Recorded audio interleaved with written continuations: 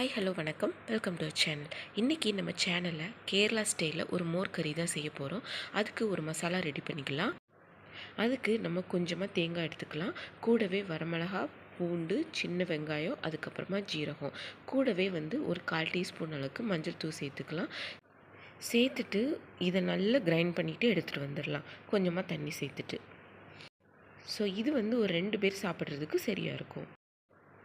இப்போ ஒரு கடாய் வச்சுக்கலாம். கடாய் நல்லா காஞ்சதும் நான் தேங்காய் எண்ணெய் சேர்த்துக்கிறேன். உங்களுக்கு தேங்காய் எண்ணெய் பிடிக்காது அப்படின்னா நீங்கள் என்ன குக்கிங் ஆயில் சேர்க்கணுமோ சேர்த்துக்கோங்க. அதுக்கப்புறமா கொஞ்சமாக கடுகு சேர்த்துக்கலாம். கடுகு நல்லா பொரிஞ்சதும் கொஞ்சமாக கட் பண்ணி வச்சுருந்த சின்ன வெங்காயத்தை அதில் சேர்த்துக்கலாம். ஸோ இது 5 சின்ன வெங்காயம் அளவுக்கு இருக்கும்.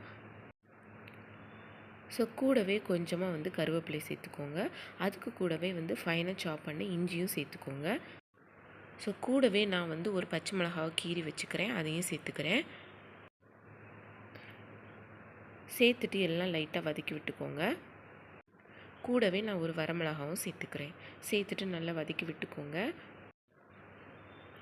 ஸோ இதுக்கு கூடவே நம்ம அரைச்சி வச்சுருந்த அந்த மசாலாவை அதில் சேர்த்துக்கலாம். ஸோ மிக்ஸி ஜாரை கழுவி அதையும் அந்த தண்ணியை இதோடு சேர்த்துக்கலாம். ஸோ இப்போது இந்த ரெசிபிக்கு தேவையான உப்பையும் அதோடு சேர்த்துக்க போகிறோம்.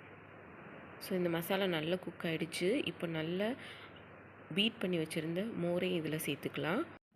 நான் மிக்ஸி ஜாரில் சேர்த்துட்டு லைட்டாக பீட் பண்ணி எடுத்துக்கிட்டேன். ஸோ எந்த அளவு மசாலா எடுத்துக்கிட்டிங்களோ அதுக்கு டபுளாக மோர் சேர்த்துக்கோங்க, அப்போ கரெக்டாக இருக்கும். சேர்த்துட்டு ஒரு கொதி வந்ததுக்கப்புறமா ஸ்டவ் ஆஃப் பண்ணிடுங்க. ஸோ நம்மளோட சூப்பரான கேரளா ஸ்டைல் மோர் கறி ரெடி ஆகிடுச்சு. இந்த வீடியோ பிடிச்சிருந்துச்சுன்னா லைக் பண்ணுங்கள், ஷேர் பண்ணுங்கள், நம்ம சேனலை மறக்காமல் சப்ஸ்கிரைப் பண்ணுங்கள். தேங்க்யூ ஃபார் வாட்சிங்.